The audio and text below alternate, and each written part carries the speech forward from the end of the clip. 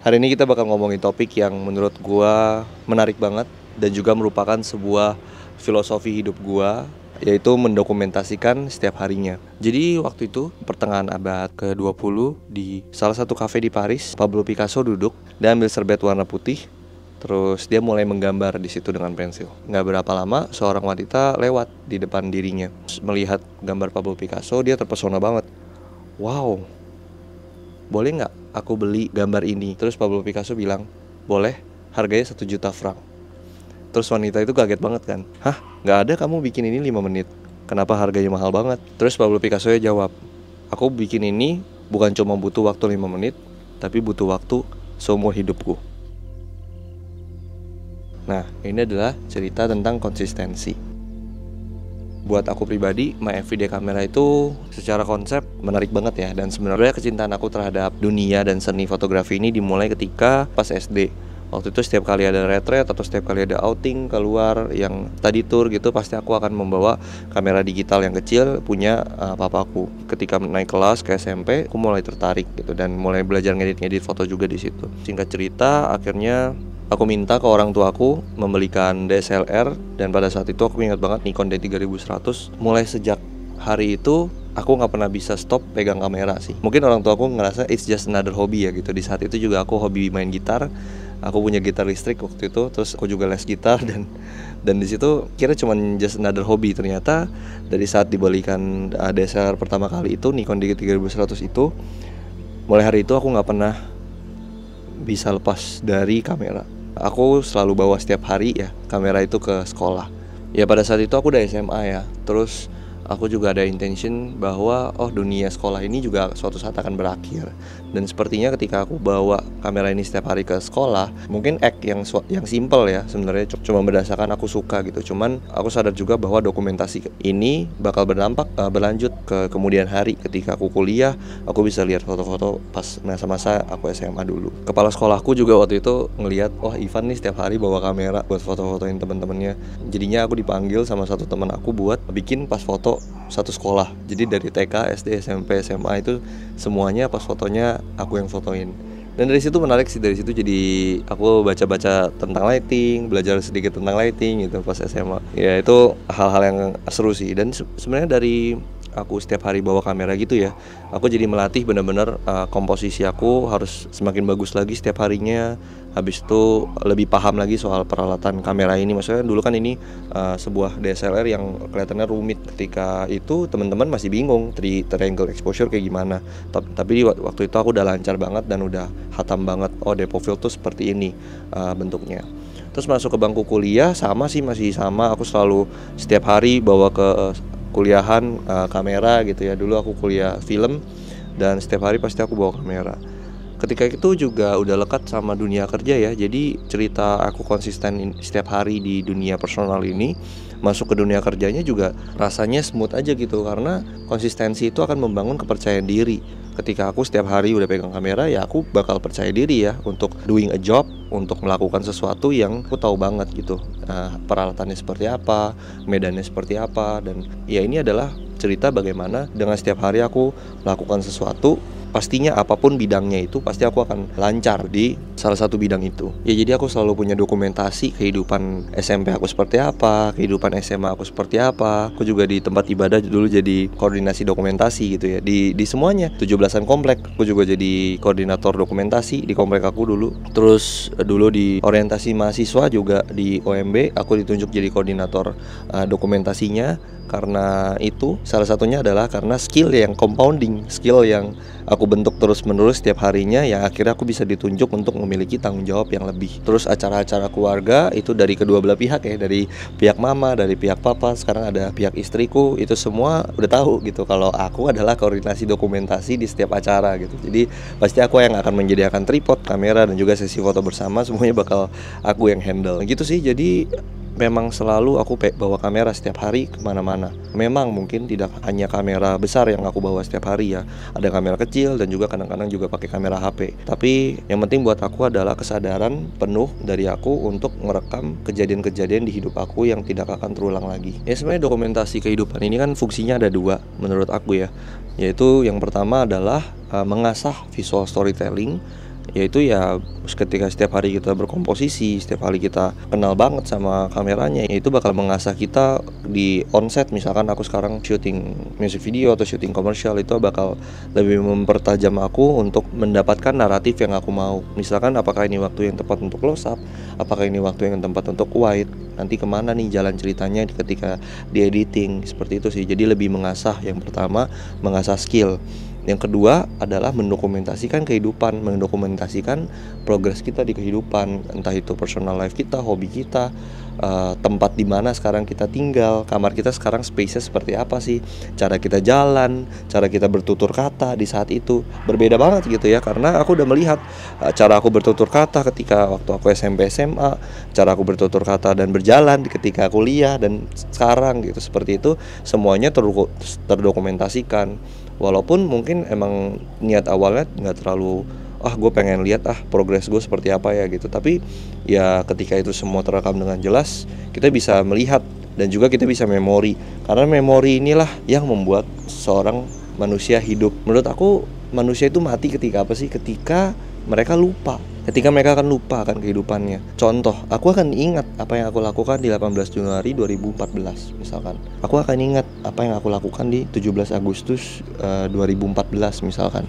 Aku punya archive-nya dan itu akan membantu aku mengingat satu persatu memori apa saja yang aku habiskan di hari itu.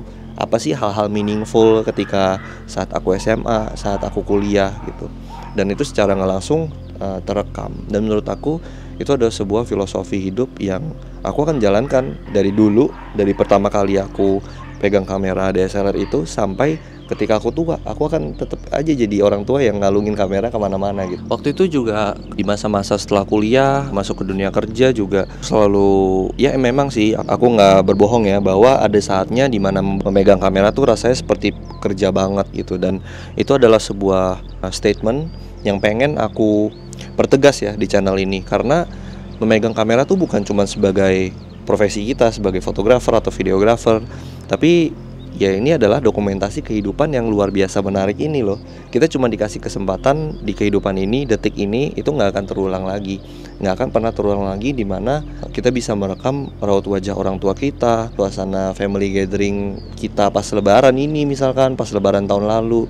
Semua itu tidak akan pernah terulang lagi. Itu juga sebabnya kenapa ATL Visuals ketika produksi juga aku menekankan untuk memiliki behind the scenes video dan foto. Jadi kita bisa ingat betul-betul apa sih produksi ini, apa sih dulu kita punya kesalahan apa ya, dulu kita punya trouble apa ya, dulu kita ketawainnya soal apa ya di produksi ini, kok rasanya seru banget ya.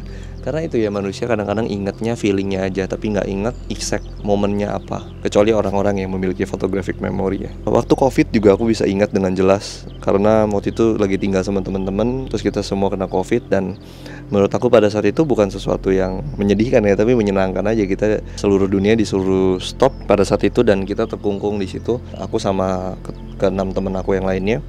Ya itu menurut aku situasi yang seru aja sih. Jadi kayak survival gitu. Terus setiap pindahan yang aku lakukan, setiap 17-an lagi ngapain, ulang tahun teman-teman aku, ya sampai ke prewedding aku sendiri. Prewedding aku dan istriku ini adalah hasil aku dokumentasikan kehidupan aku setiap harinya. Jadi ketika prewedding ya itu cuman just another day gitu loh, maksud aku. Syuting itu just another day buat aku untuk memegang kamera gitu. Karena biasa banget aku setiap hari mau cuman reki atau cuman jalan-jalan sama temen-temen, itu pasti aku akan bawa kamera ini.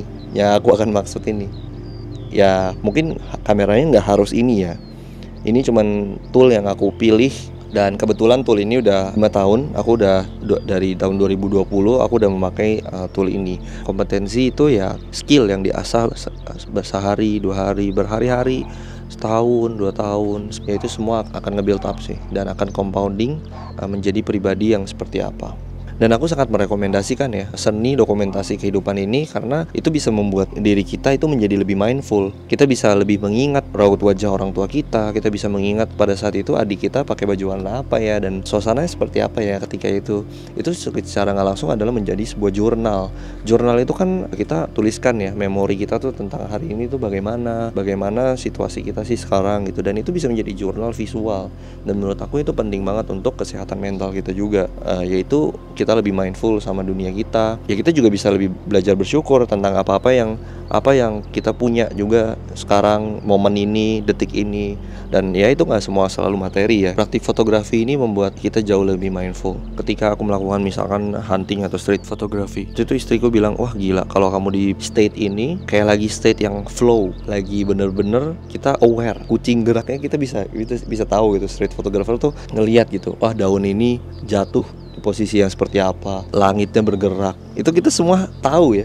Dan itu cara bertahun-tahun aku sebenarnya nggak terlalu sadar tentang hal itu ya. Ternyata itu hal yang membuat aku menjadi lebih orang yang mindful, yaitu praktik fotografi setiap hari ini. Dan itu penting juga ya ternyata untuk orang-orang awam untuk pelajari juga sebenarnya basic fotografi, dan menyenangkan sekali gitu ketika dilakukan ya, karena ya bisa menangkap kejadian dan nge-freeze in time kejadian itu dan gak akan terulang lagi. Itu menurut aku adalah sebuah gift, sebuah treasure di kehidupan ini. Aku akan bahas tentang gear yang aku pilih selama beberapa tahun ini dalam mendokumentasikan kehidupan pribadi dan juga kehidupan work juga kadang-kadang dipakai buat kerja. Jadi menurutku dalam the art of documenting everyday life itu penting banget yang namanya tas kecil. Nah, tas kecil ini adalah yang akan membawa gear-gear kecil-kecil kita juga. Di sini nanti aku akan demonstrasikan beberapa gear, tapi sebenarnya yang aku benar-benar daily pakai itu cuma satu, yaitu Sony ZV-1. Sony ZV-1 ini udah aku pakai dari tahun 2020. Aku juga pernah pakai Sony RX100 Mark VII dan itu kamera yang bagus banget ya. Waktu itu sayang banget aku gara-gara aku pakai buat syuting waktu itu kena air laut terus jadi mati. Itu kamera yang bagus banget buat stage fotografi dan buat orang profesional untuk pakai. Itu aku juga rekomendasikan, dan wildlife mungkin ya, karena itu jangkauannya jauh banget. Bedanya RX100 Mark VII sama kamera ZV-1 ini hanyalah di focal length dan juga di viewfinder. Focal length ZV-1 ini 2470, sedangkan RX100 Mark VII itu adalah 24200. Nah, useful banget kan untuk dipakai di compact kamera seperti ini. Ini kamera yang menurut aku powerful banget, dan aku udah pakai ini terus-menerus setiap hari ya untuk mendokumentasikan BTS ATEA, personal life aku, acara-acara keluarga, banyak banget. Yang aku udah pakai Reiki juga kadang-kadang aku pakai ini. Masih sehat banget, dan walaupun agak boncel ya wajar lah ya karena aku pakainya setiap hari. Dan setiap ada acara juga aku senang banget selalu pakai ini. Udah ada ND filter juga di dalam, dan kemampuan videonya juga luar biasa ya, udah 4K dan bisa aku side by sidein sama kamera full frame aku. Ya, aku senang banget sih sama kamera ini. Ini bisa benar-benar pocketable banget. Perbandingan yang lain mungkin Ricoh GR3. Kenapa aku nggak pilih Ricoh GR3? Kalau aku nggak mementingkan video, mungkin aku akan pilih Ricoh GR3 sih, karena itu kamera yang juga sangat-sangat capable ya. Kamera APS-C tapi di dalam compact sensor seperti ini. Ini sensornya 1 inch. Ricoh GR3 nggak bisa video, battery life-nya juga aku nggak terlalu suka ya, karena drainnya cepet banget. Walaupun fantastis banget gambar-gambar yang dihasilkan Ricoh GR3. Mudah-mudahan Ricoh mengupdate kameranya dengan lebih cepat ya, karena aku juga sebenarnya udah nungguin sih dari lama. Pilihan lainnya waktu itu coba Fuji X100V. Pengalamanku pakainya aku suka, cuman ternyata aku baru tahu along the way ya, ketika pakai itu aku nggak terlalu suka fixed lens di everyday aku gitu. Ternyata ketika setiap hari aku menggunakan suatu tool, aku pengennya bisa punya fleksibilitas zoom gitu. 2470 itu oke banget sih di kamera sekecil ini. Fuji X100V juga bagus banget ya, sensor APS-C, built-in profile-nya juga banyak banget dan fun banget to use waktu itu. Ya meskipun ini nggak se-fun X100V menurut aku, tapi ini adalah sebuah tool yang benar-benar capable ya, walaupun look-nya nggak seganteng X100V juga. Aku tuh sekarang juga suka pakai kamera ZV S10 Mark II ini buat everyday use. Sebenarnya masih lebih sering ZV-1 ini, tapi aku udah mulai grow love ya. Kadang-kadang ada kondisi di mana aku lebih suka sih pakai ZV S10 Mark II karena beda size-nya nggak terlalu beda jauh, tapi aku udah mendapatkan kualitas yang jauh ya. 10-bit 422 di sensor APS-C, which is a huge upgrade. ZV-10 Mark II aku suka pakein lensa 16mm f/28. Ya mungkin ini bisa menjadi pembahasan di video selanjutnya, ZV-10 Mark II. Sekarang kita akan bicarakan ekosistem di sekelilingnya. Yang pertama ya pastinya tas yang kecil. Yang kedua yaitu tripod yang kecil. Tripod ini adalah tripod Ulanzi MT44. Bisa kayak gini, bisa buat HP gitu ya, bisa buat HP, ditutup jadi ball head juga tuh. Ini ball head kan. Ini benar-benar tripod yang aku recommended banget sih. Bahkan bukan cuman kamera ZV aku yang kuat ditahan sama tripod ini, yaitu kamera ZV S10 Mark II aku, dan dipasangin lensa loh, bisa berdiri di atas tripod kecil ini. Tripod kecil ini bisa extend gini, terus bawahnya tinggal kita buka kayak gini. Nah, dia berdiri dan ya kadang Ace Pro aku di sini, Osmo aku di sini, ZV aku di sini, semuanya tripod tercepat kalau aku bilangnya. Ya, dan aku recommended banget sih. Ini tripod juga build quality-nya bagus banget. Cepet banget kan? Kalau tripod yang biasa ya pasti kita membutuhkan waktu lebih lama lah dalam setup. Nah, itu juga yang penting dalam everyday camera obviously. Portabilitas. Ketika kita bawa kamera ini setiap harinya ya penting banget ya weight ya. Dan ini keduanya literally weight nothing, bener-bener kayak nggak ada beban apa-apa gitu ngebawa dua hal ini setiap harinya. Bicara soal ekosistem yang kecil-kecil dan membuat semuanya jadi cepat, ini adalah strap untuk HP zaman dulu ya. Dulu zaman BlackBerry mungkin ya, atau zaman Nokia dulu kita suka pakai strap buat dikalungin, dan aku mau mengaplikasikan itu ke kamera ZV ku. Nah, seperti ini. Jadi nggak pakai strap yang gede-gede lagi kan. Jadi tinggal dikalungin gini aja. Dan ya convenient banget. Kalau ada acara udah tinggal dikalungin aja seperti ini. Ini benar-benar menurut aku enak banget sih punya strap kecil kayak gini. Kalau strap kamera kan tebal-tebal gede-gede ya kadang-kadang. Jadi ini ya aku bicarakan mengenai ekosistem. Tas kecil, tripod kecil, dan juga kamera kecil, strap kecil juga. Semuanya kecil dan kita bisa lebih menyenangkan dalam berfotografi atau bervideografi setiap harinya. Lalu aku mau bicara juga tentang beberapa hal-hal lainnya di dalam tas ini ya. Di dalam tas kecil ini juga kadang kalau family event khususnya sih, atau misalkan event-event yang ada acaranya gitu ya, aku juga suka bawa handycam karena menurut aku video lebih bisa mengcapture perasaan atau momen pada saat itu dibanding fotografi. Dan ketika disodorkan handycam seperti ini ya orang-orang tends to ini buat dokumentasi pribadi ya, bukan untuk di-share kemana-mana, tapi untuk ya kita keep sendiri untuk jadi treasure kita sendiri. Kedua, obviously barang setiap hari aku ini adalah Osmo. Ini untuk ngevideoin BTS atau ngevideoin apapun itu ya, konten juga kadang-kadang aku pakai ini. Ya enak banget karena ketika aku pakai mic seperti ini langsung connect, fitur yang benar-benar mantap banget. Apalagi sekarang dia udah diupdate, ngezoom juga. Jadi sekarang punya dua focal length di kamera ini, 24 mili dan juga 40 mili. Di kamera seperti ini yang udah ada gimbalnya. Dan karena aku masih gila banget sih. Pas pertama-tama punya kamera ini jujur aja aku agak curiga ya, karena aku nggak terlalu suka pakai gimbal. Tapi ternyata oh my god, shot-shotnya ternyata rapih banget kalau pakai kamera pocket ini, dan kualitasnya juga bagus banget. Nggak setiap hari ya aku bawa semua kamera ini cuma buat demonstrasi aja. Semua itu muat di satu tas kecil ini. Aku juga nggak suka ngeribet-ribet orangnya. Kalau bisa pack seminimal mungkin, karena menurut aku keribetan itu akan nge-kill creativity. Ketika kita keribetan sendiri, kebanyakan lensa, kebanyakan gear, tripodnya gede-gede, itu bakal kill creativity kita dan bikin kita jadi nggak terlalu bisa spontan. Seharusnya itu adalah praktik fotografi dan videografi yang setiap harinya harusnya seru dan menyenangkan untuk dilakukan. Jadi pakai yang kecil-kecil untuk bikin jadi seru. Menurut aku device yang paling penting dalam dokumentasi setiap hari, yang sering banget menyelamatkan aku ketika hari-hari aku nggak bawa kamera HP aku, iPhone 13 Pro Max. Ini menurut aku kamera HP udah obviously semua orang juga udah tahu ya, nggak bisa dianggap remeh lagi. HP juga memberikan video foto yang udah luar biasa banget menurut aku. Jadi kadang-kadang aku juga sering banget foto atau video pakai HP aja sih, dan hasilnya luar biasa bagus banget. Kadang-kadang malah hasil dari HP bisa menjadi portfolio fotografi aku di Artopas Navi, dan aku suka banget sih hasil-hasil dari foto HP. Dan aku encourage banget ya ketika orang-orang yang misalkan gak punya kesempatan untuk memiliki kamera, ya pakai HP.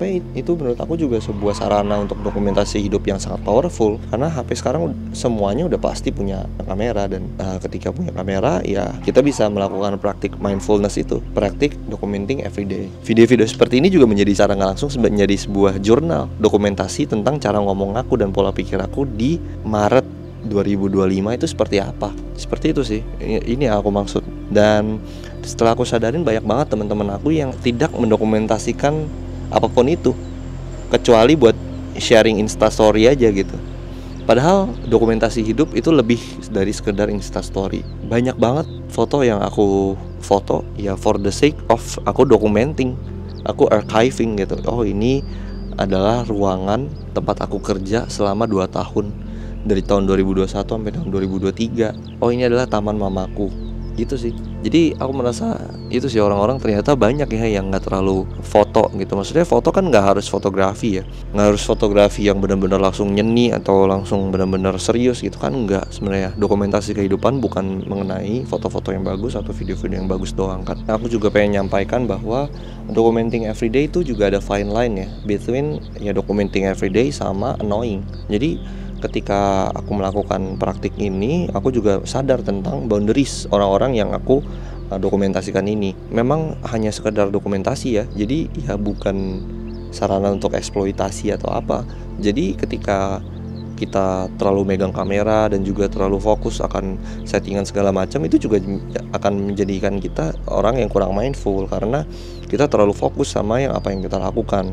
Sementara kan bukan itu esensinya gitu ya. Jadi yang aku lakukan biasanya hanyalah ya aku take a bigger picture aja, habis itu kayak dapat satu foto dua foto tentang suasana yang oke, dan ya udah that's it gitu. Dan aku ketika gathering sama orang-orang yang aku sayang, ketika gathering sama family, ya nggak mungkin lah aku bawa kamera terus sama teman-teman gitu kan juga lagi having fun misalkan, masa semuanya semua setiap momen aku dokumentasikan, kan enggak, itu annoying juga gitu. Ada batasnya, ada kata cukup gitu. Jadi segala sesuatu yang berlebihan kan nggak ada yang baik ya pasti ya.